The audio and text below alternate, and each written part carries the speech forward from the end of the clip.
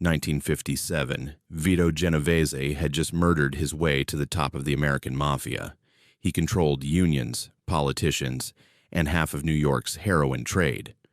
But there was one neighborhood he couldn't touch, Harlem. So he sent a message to Bumpy Johnson, "Pay tribute or die." Bumpy's response: he laughed. And what he did next made Genovese regret ever learning Harlem's name. To understand what happened between these two titans, you need to understand who Vito Genovese was in 1957. He wasn't just another mob boss. He was the man who had orchestrated the attempted assassination of Frank Costello, the Prime Minister of the underworld. He was the man who had ordered the murder of Albert Anastasia, the Lord High Executioner himself. In a single year, Genovese had eliminated two of the most powerful men in organized crime and positioned himself as the boss of all bosses. Every criminal enterprise in New York trembled at his name. Every family paid tribute. Every territory fell under his control, except one. Harlem remained untouched, unconquered, and completely under the protection of a man Genovese had severely underestimated. Ellsworth Raymond Johnson, known to everyone as Bumpy, had been running Harlem since the 1930s. He had survived Dutch Schultz. He had survived Lucky Luciano's expansion. He had survived multiple prison sentences, police crackdowns, and assassination attempts. By 1947, Bumpy Johnson wasn't just a gangster. He was Harlem's unofficial mayor, its protector, its king. The numbers racket alone brought in millions every year. Poor folks betting nickels and dimes on three-digit numbers, hoping for a payout that could change their lives. Bumpy controlled it all, but unlike the Italian mobsters downtown, he reinvested in his community. When families couldn't pay rent, Bumpy paid it. When young men needed jobs, Bumpy found them. When the police harassed innocent people, Bumpy made phone calls that made the harassment stop. He had built something the Italian Mafia couldn't understand: loyalty that couldn't be bought. Genovese saw Harlem's millions and wanted them. He saw Bumpy Johnson and saw an obstacle. What he failed to see was that Bumpy had an army of 40,000 people who would die for him. That blindness would cost him everything. In the summer of 1957, Genovese called a meeting of his top captains. The location was a social club on Mulberry Street in Little Italy. The smell of espresso and cigar smoke hung thick in the air as a dozen men gathered around a table covered with maps of Upper Manhattan. Genovese sat at the head, his dark eyes scanning the room. "Harlem," he said, tapping the map with his finger. "Every week, millions flow through their numbers operation, millions that should be coming to us." One of his captains, a heavy-set man with scars on his knuckles, leaned forward.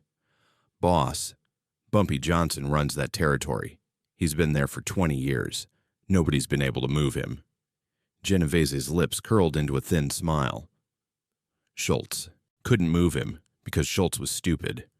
Luciano couldn't move him because Luciano wanted to negotiate. I don't negotiate." He looked around the table, his voice dropping to a whisper. "I take." The captains exchanged glances. They knew what that meant. They also knew the stories about Bumpy Johnson. Stories about men who had challenged him and disappeared.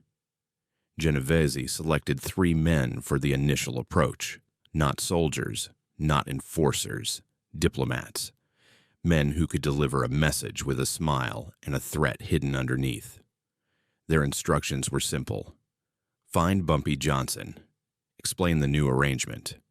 Make him understand that resistance was futile. The 3 men drove uptown on a Tuesday evening, their black Cadillac cutting through the streets of Manhattan like a shark through water. They found Bumpy at his usual spot, a restaurant on 135th Street, sitting in a corner booth with a clear view of both doors.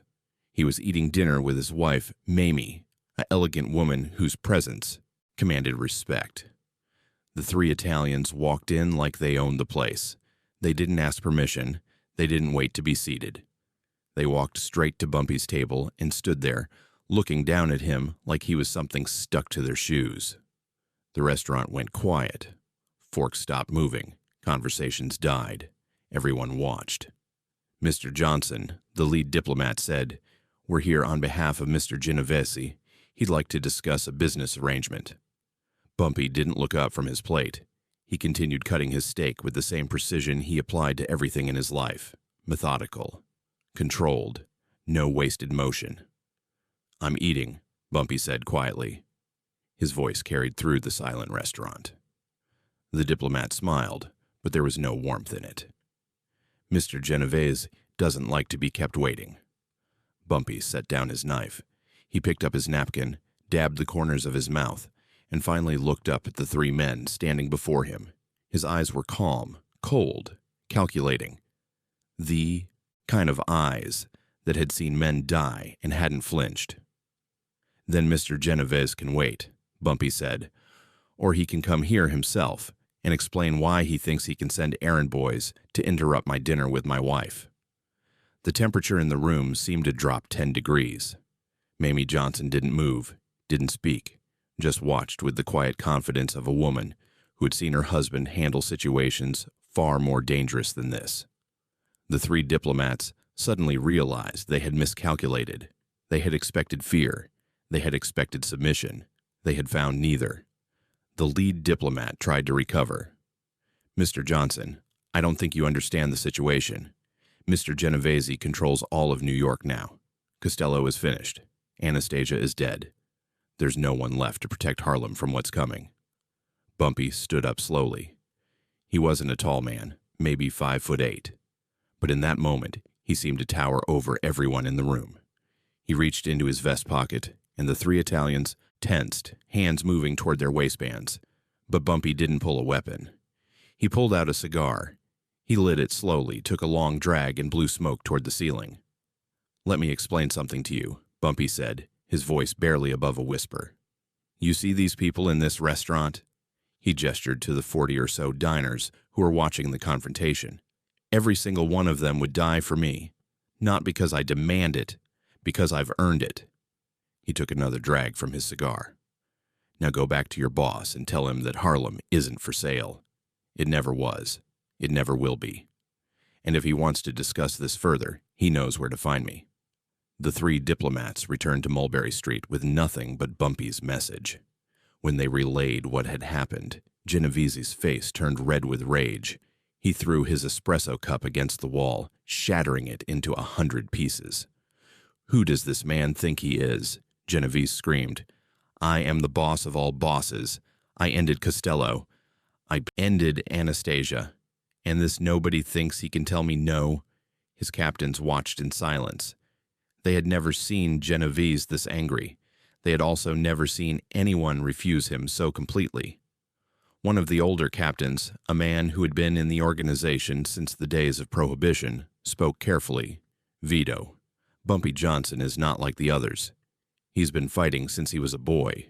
He's survived things that would have killed most men.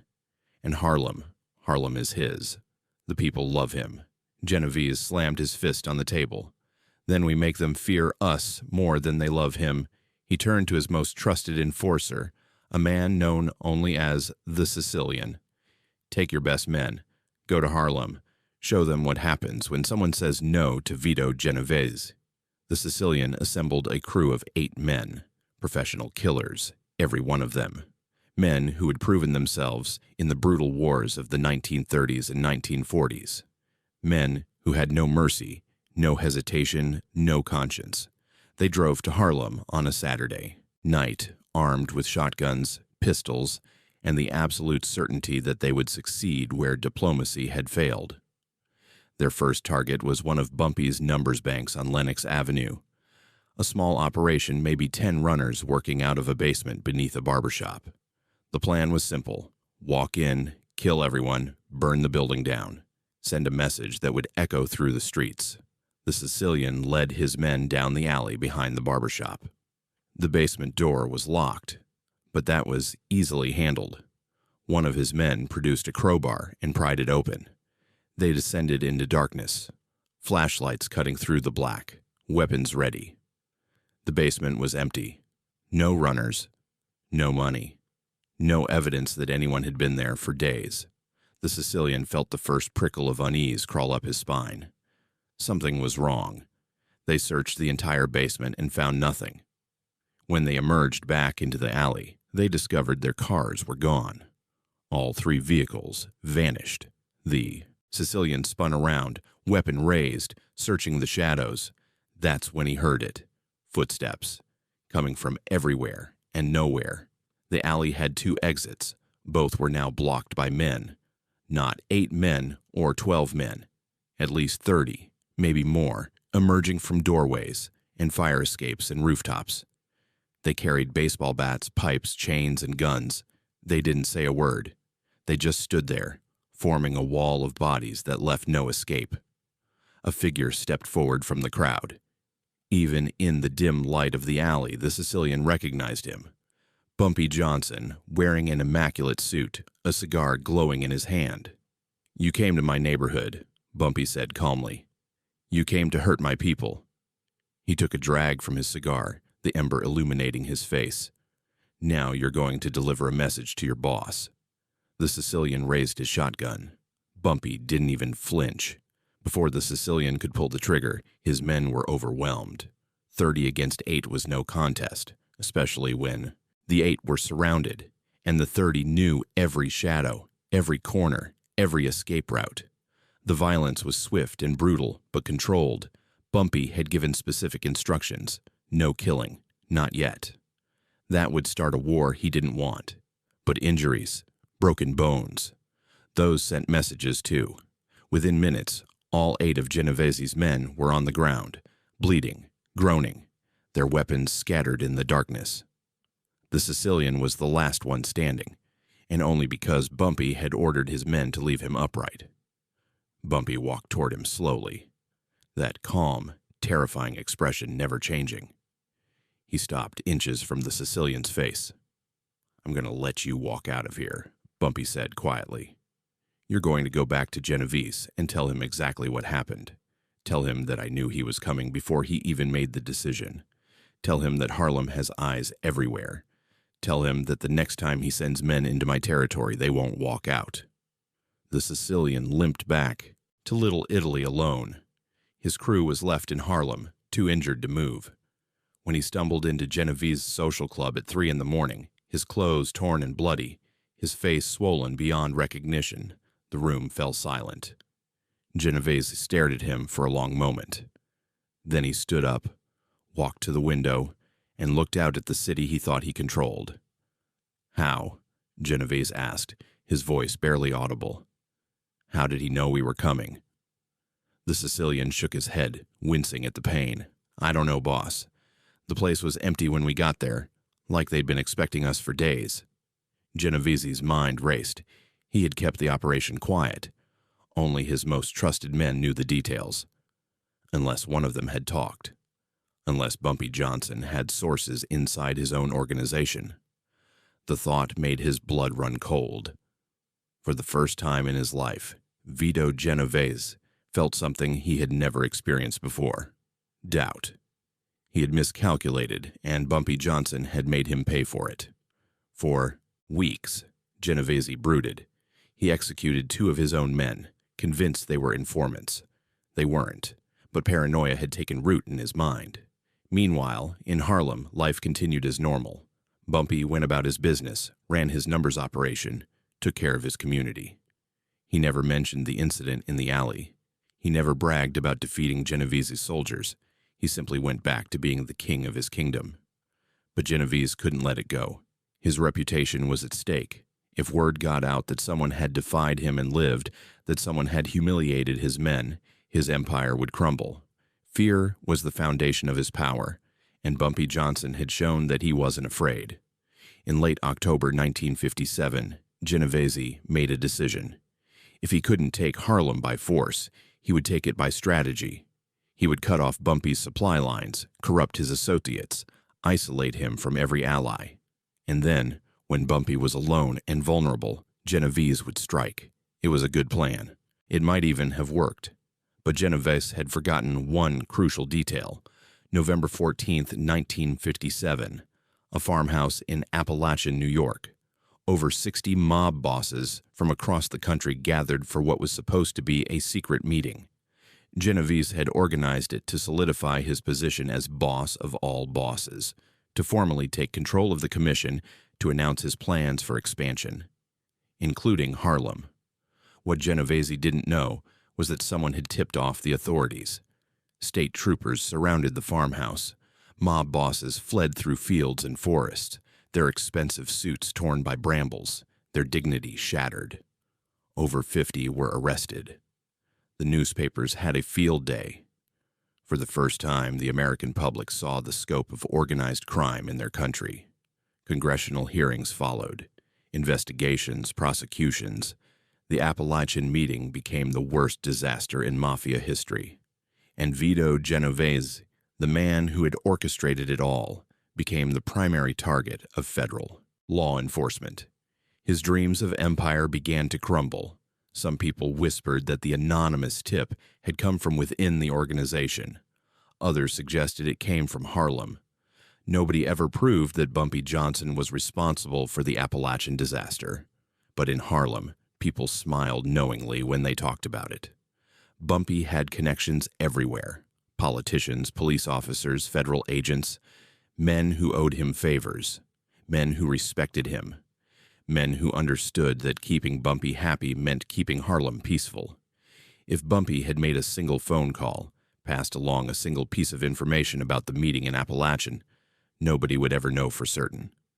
What everyone knew was this. After November 1957, Vito Genovese never again tried to take Harlem. His attention was consumed by lawyers, courtrooms, and the federal government closing in on him. His captains urged him to forget about Bumpy Johnson, to focus on survival. Genovese had no choice but to agree. Harlem remained untouched, unconquered, still under the protection of the man who had refused to bow. And Bumpy Johnson, sitting in his restaurant on 135th Street, eating his steak with the same methodical precision as always, allowed himself a small smile. The war was over before it truly began. In 1959, Vito Genovese was convicted of conspiracy to import and sell narcotics. He was sentenced to 15 years in federal prison. The man who had murdered his way to the top, who had eliminated Costello and Anastasia, who had dreamed of controlling every criminal enterprise in America, was brought down not by a rival mobster, but by the legal system he thought he could control. From his prison cell, Genovese continued to give orders, tried to maintain his grip on power, but it was slipping away. Younger men were rising. The world was changing.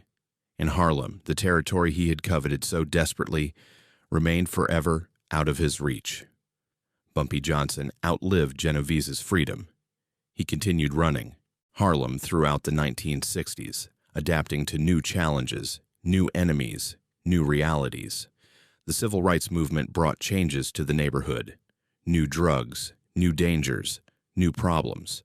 But Bumpy remained constant, a figure of stability in an unstable world, a king on his throne.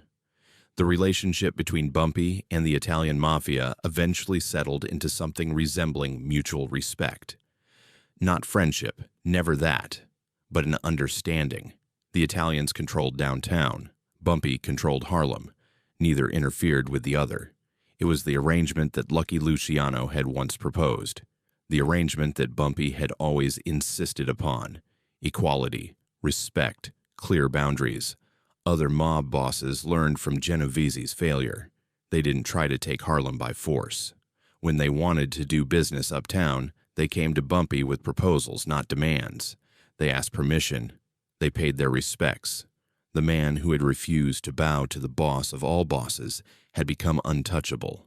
Not through violence alone, though Bumpy was certainly capable of violence, through intelligence, through strategy, through building something that went beyond money and muscle. He had built loyalty, and loyalty was the one thing the Italian Mafia could never buy or steal. Years later, after Bumpy had passed away and Harlem had changed beyond recognition, old-timers still told the story. They told it in barbershops and restaurants, on street corners, and in living rooms. The story of how Vito Genovese, The most feared mob boss in America had sent his best men to take Harlem and had them sent back broken. The story of how Bumpy Johnson had somehow known they were coming, had prepared a trap, had turned Genovese's show of force into a humiliation. The story of how a single man had stood against an empire and won. Some details changed with each telling.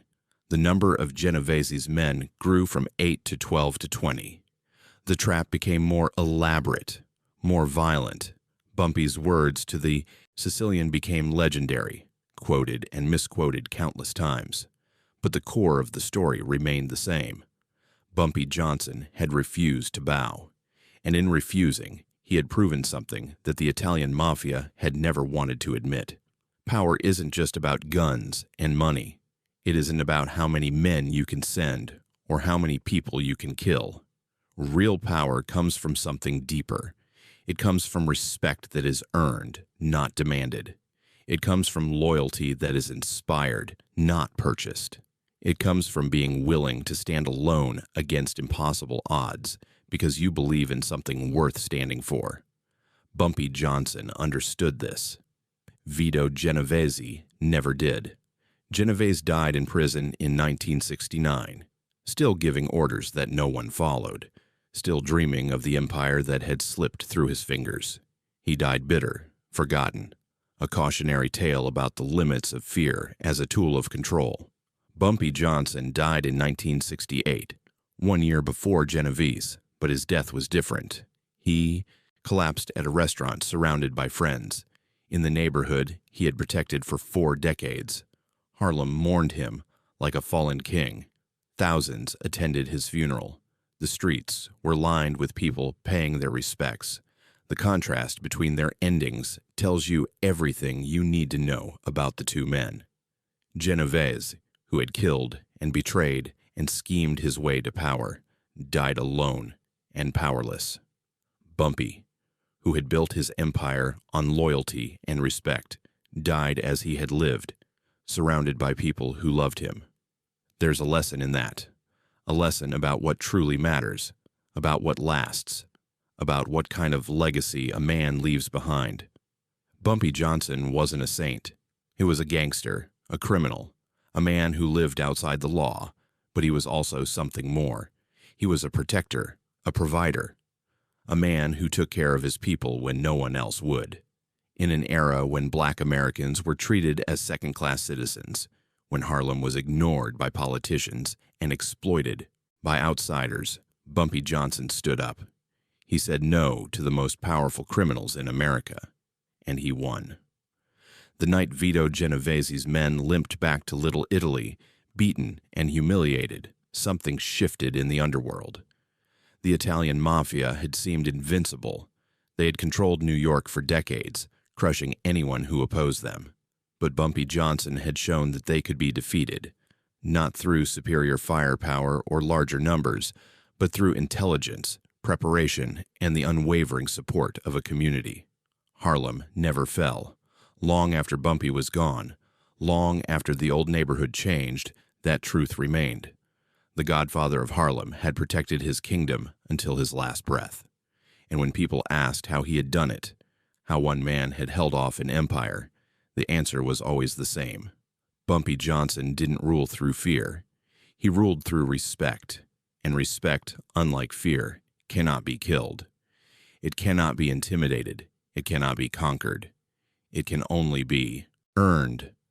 Bumpy earned his every single day. That's why they called him the Godfather of Harlem. So let me ask you something.